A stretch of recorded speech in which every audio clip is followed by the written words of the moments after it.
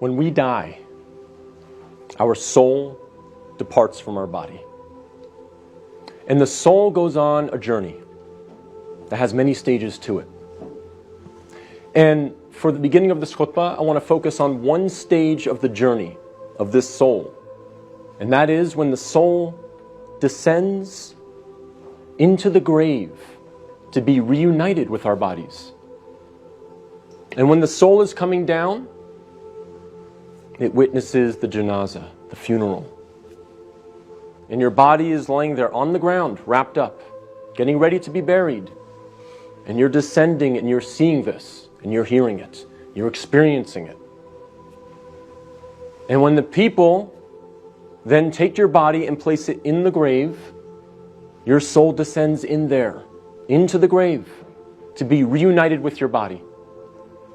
And then your loved ones, your friends who were there at your janazah, they will start shoveling dirt, start picking up dirt with their hands and placing it in the grave, throwing it on top of you, and you will feel it fall on top of you.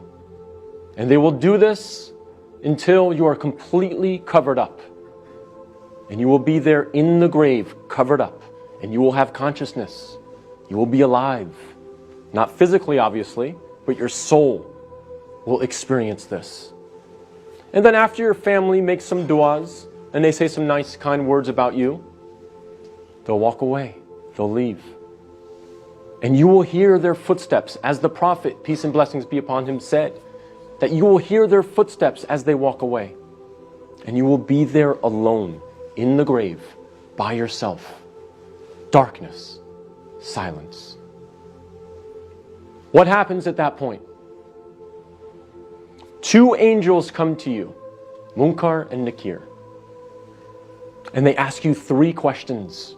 Perhaps the most important questions you will ever be asked, and the three most important questions you will ever answer. And those questions are, what is your deen? Translated as, what is your way of life or your religion? Who is your prophet? And who is your Lord? Not necessarily in that order, but those are the three questions. And if you answer these questions correctly, all three of them, your stay in the grave will be one of peace. You'll have peace. You'll have pleasure. Until the day of judgment, when the horn is sounded, and you are raised up out of your grave. So during that time, if you answer these questions correctly, you will have peace. But if you don't answer these questions correctly, all three of them, your stay in the grave will be full of pain. So we must answer these questions correctly. But here's the problem. A lot of us say to ourselves at this point, I'm good because I'm a Muslim and I know the answers to these questions and I'll answer them correctly. This is a problem. This is called being overconfident.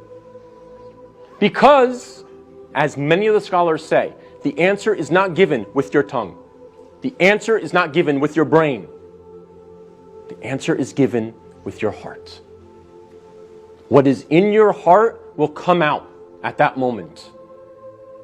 And so if you lived your life not praying, not striving to implement Islam, not striving to understand the Quran to the best of your ability, if you spent your life not really striving to be a Muslim, a true Muslim, trying to practice, then Islam really was not in your heart.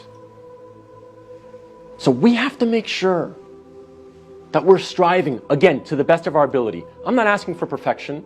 I'm not asking for scholars. I'm not asking for you to be of the best character like the Prophet, peace be upon him, but we must strive for it.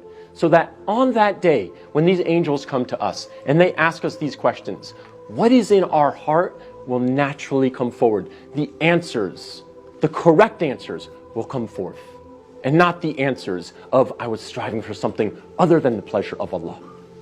So we have to make sure that Islam is in our hearts, not just on our lips, not just in our mind.